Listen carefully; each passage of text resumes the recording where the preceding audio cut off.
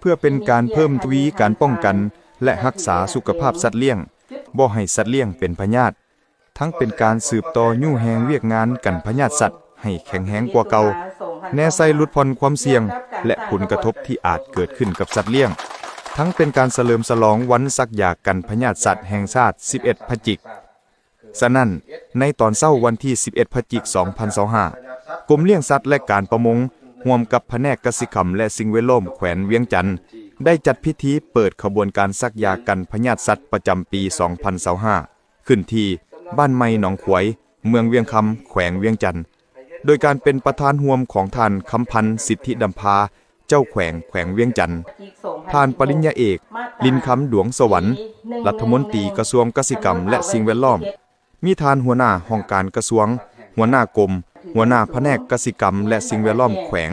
พนักงานสัตวแพทย์พร้อมด้วยประชาชนภายในบ้านไม้หนองขวยเข้าร่วมอย่างพร้อมเพรียงจุดประสงค์ของพิธีครั้งนี้แม้นเพื่อเป็นการปลุกระดมสร้างจิตสำนึกและกำลังแห้งทั่วปวงชนเพื่อป้องกันและเฝ้าระวังบ่ให้เกิดพยาธิสัตว์ในฝูงสัตว์เลี้ยงติดพันกับการยกสูงสติเป็นเจ้าในการป้องกันและรักษาสุขภาพสัตว์เลี้ยง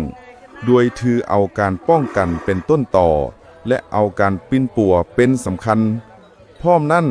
ยังเป็นการนำเอาความรู้พื้นฐานเกี่ยวกับการเลี้ยงสัตว์และการป้องกันพยาธิสัตว์เลี้ยงมาเผยแพร่แนะนำให้ประชาชนและชาวกสิกรผู้เลี้ยงสัตว์รับรู้เข้าใจและนำไปจัดตั้งปฏิบัติอย่างถูกต้องสอดคล้องตามความรับผิดชอบที่ว่าการกันพยาธิสัตว์เป็นหน้าที่ของทั่วปวงชนในพิธีคณะประธานได้พร้อมกันลั่นคอง9 บาทเพื่อเปิดขบวนการซักยากันพยาธิสัตว์ประจำปี2025อย่างเป็นทางการพร้อมทั้งร่วมกันซักยากันพยาธิสัตว์ให้กับสัตว์เลี้ยงประเภทงัวตื่มอีก